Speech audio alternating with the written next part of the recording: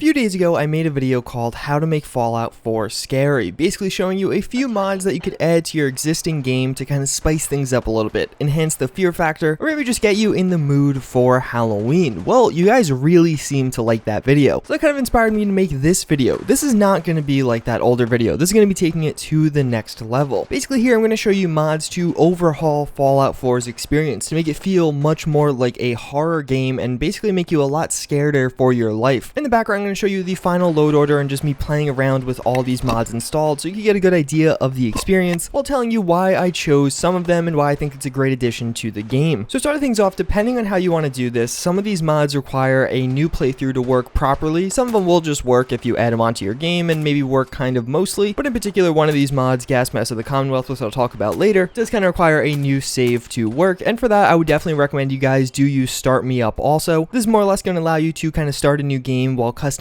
a bunch of aspects. One of the newer updates actually allowed you to change what kind of loot you spawn with, so you can have a good amount of ammo and supplies, as well as actually make it so your character starts at level 5, 10, 15, 20. I think that's a great way to experience this mod. Start off at level 10 to 15 with maybe a good amount of loot, so you can kind of jump into things. You're not starting out fresh and having to level up. The earlier levels in Fallout always tend to be a little bit more tedious, and honestly just getting to skip those to experience this more horrifying experience I think is a good idea. Even beyond that, I would also install survival options, mainly so you can increase the damage. Fallout 4 Survival is a great way to experience the game. Having to worry about sleep, food, and water, it really just kind of changes the dynamic. In addition, not being able to fast travel does have a massive impact, and it's going to go really well with one of the other mods we are using. And lastly, the reason I love survival options is again to increase that damage. I personally like having 3 times damage dealt to you, so a lot of guns will almost one-shot you, especially earlier on, but in addition, actually making it so you also one-shot many of the regular human enemies. There's a lot of other mods that achieve this similar thing, like better locational damage. I definitely think you could substitute this for that. I just really like the kind of versatility and customizability you do have with survival options. So we do have Darker Nights. I talked a bit about this in my previous videos. I just think this is a great mod to really make the nighttime of Fallout 4 feel scary because, well, you can't see anything. You're going to have truly limited visibility. I would definitely recommend using either a night vision or maybe a weapon mod that has a flashlight attachment, or even like some of those backpack flashlights. The default Pip-Boy flashlight is not going to cut it with this mod, but having a kind of augmented flashlight on your weapon definitely would suffice, or again night vision like through Westech Tactical Optics. So those 3 mods I feel like were fairly obvious. Now let's get into some of the more interesting ones. First we have Nuclear Weather. This is a cool mod. Basically what this is going to do is add in a lot of post-apocalyptic themed weathers. These are meant to be more extreme weathers, not just atypical rain, but things that are going to truly make you be like, oh shit, something's going on and I have to address it. What I'm trying to create with this load order is for you to be truly scared, and True Storms, Vivid Weathers, Natural Atmosphere, Commonwealth all have intense weathers, but nothing on the level of Nuclear Weather. Hopefully the B-roll video speaks for itself. Even some of these weathers are actually going to change things about your HUD and how you interact with the game, but at the same time a lot of these do have fairly low percentages, not to be kind of over encumbering. Then we do have Regrowth Overhaul. This is my personal favorite kind of green mod. There's a ton of options out there, but the reason I choose Regrowth Overhaul is I feel like the real heavy foliage density added in by this mod creates an awesome dynamic. You truly get to explore areas that were otherwise just kind of wide open because you have to kind of go between the trees, as well as some of these areas you're going to be able to hide behind the trees and use these with cover. The reason that's beneficial is because obviously you're playing with higher damage, enemies will kill you a lot faster, so having more cover just naturally occurring around you is typically helpful. Plus I don't know, maybe it's just me, but I feel like the horror aspect is kind of associated in my head at least with forest. I think they just go hand in hand. Then we do have the mod I mentioned earlier, that being Fallout 2287, otherwise known as Gas Mask of the Wasteland. This mod has recently gotten a ton of updates, really making it awesome. Basically now if you are outside and you don't have a gas mask on, you will start to suffer radiation damage. Like, you have to get a gas mask. You can't survive outside without a gas mask. This is meant to be following the same theme that you are living in the post-apocalypse. You have to address that. There's things you could build at settlements so you don't have to use a gas mask, as well as there's a ton of cool animations like replacing your filter. It's basically adding in the gas mask system that is in the Metro games. Again, I think this one is totally optional. I mean, not everyone has to use this, but I personally like the extra dynamic it added in. The breathing effect in the background really ups the immersion factors, and just having to stress about getting gas mask filters or having cracks in your gas mask is just kind of an interesting thing in Fallout 4 and fits with the rest of the theme I'm going for. Then we do have the Running Dead. This is actually a pretty interesting mod. Basically what this is going to do is add in a ton of ghouls or zombies along the wasteland. I'm calling it the wasteland because I feel like we have done enough to turn the Commonwealth into a wasteland. Regardless, around the map now you'll find little hordes of zombies in numbers ranging from 5 to like 10 to 15. Some of these zombies actually have these crazy special abilities where they'll kind of do a big burst around them. And even a further detail, some of the more high higher level ones will actually need to be headshotted. The lower level ones you could typically shoot in the chest and kill pretty quickly, but the high level ones, headshots are going to be a one-shot kill no matter what, but otherwise they're fairly hard to kill. I'd actually also recommend using kind of live dismemberment, so you could blow off their legs or arms and kind of make them still be chasing you, but very slowly if they're kind of crawling on the ground. This is going to be one of the big mods that I think changes the dynamic of Fallout. You have to really kind of look over your shoulder because suddenly you might have 5 to 10 zombies running after you. I would also highly recommend speccing out your character with high endurance so you actually can run away at an ample rate. And beyond that, we actually have another mod called No Place is Safe. Basically, what this is going to do is add in a bunch of NPCs that will hunt you. A bunch of new NPCs are added in by this, and what they're going to do is have some trigger that's going to make them run after you. Maybe you just found this really high level legendary weapon that is quite overpowered. Well, it's going to basically trigger a group of bandits to try and chase after you and get that weapon. You can run away from them and they'll kind of disappear and stop following you momentarily, but they will reappear later on. There's a ton of other ones here, like there's addicts who will chase after you if you get a bunch of new drugs and stuff like that. They are just normal NPCs, but in addition to having to worry about these zombies, you can also now worry about humans chasing after you and trying to kill you. I just think it's an interesting mod and adds in a cool dynamic. And finally, if all of that wasn't enough, you also could use War of the Commonwealth. Basically, this is going to make so NPCs spawn all over the map. Typically, you'll stumble upon 2 different enemies fighting against each other or small groups fighting against each other. I think it's really cool and it just kind of makes the world feel a lot more scary. Yeah, that's pretty much it. I think the combination of all of these mods will give you a really unique experience in Fallout 4 and just really going to make you modify your playstyle. I would actually say the best way to experience this, at least right off the bat, is not even to do a ton of the main quests, but just try and set up a settlement and maybe travel around, do some of these side quests, and just really experience how zombies will be running at you in hordes. You'll stumble upon enemies fighting each other, have to deal with the weather and environment, get gas mask filters. I'll probably play this over the next few days and maybe even live stream some of it just to celebrate Halloween because I really do think it is quite fun. Hopefully you guys found this video informative or cool. As always, again, I thank you for watching and I hope to see you all next time. Later.